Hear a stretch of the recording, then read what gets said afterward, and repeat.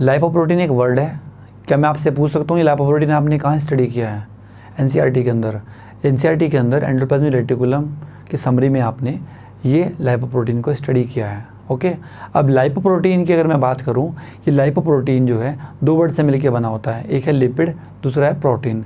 Lipid की अगर हम बात करता हूं, लिपिड भी सम टाइप्स का होता है, जैसे कि हमारा ट्राइग्लिसराइड्स हो गया, कोलेस्ट्रॉल्स हो गया, और हमारा प्रोटीन फॉस्फोलिपिड्स हो गया, और कुछ प्रोटीन्स हो गए, तो उससे मिलकर हमारा क्या बनता है? लिपिड बनता है। ये हमारा कैसा होता है? हाइड्रोफिलिक या हाइड्रोफोबिक। बताइए, जो लाइपोप्रोटीन जो कोर होता है हमारा वो कैसा होता है? हाइड्रोफोबिक।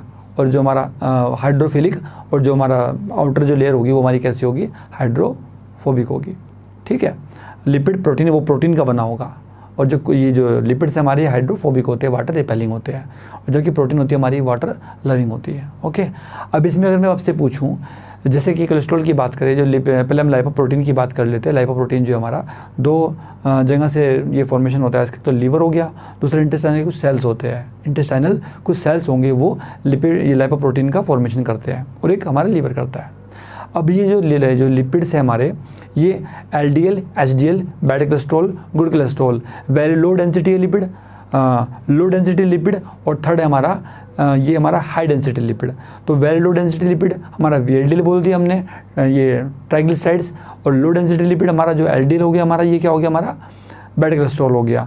बैड मतलब लो डेंसिटी, ब्लड में इसका जो कंसंट्रेशन है वो कम होना चाहिए, लेकिन जब बढ़ गया हमारा इसलिए बैड बोल दिया, हार्मफुल होगा।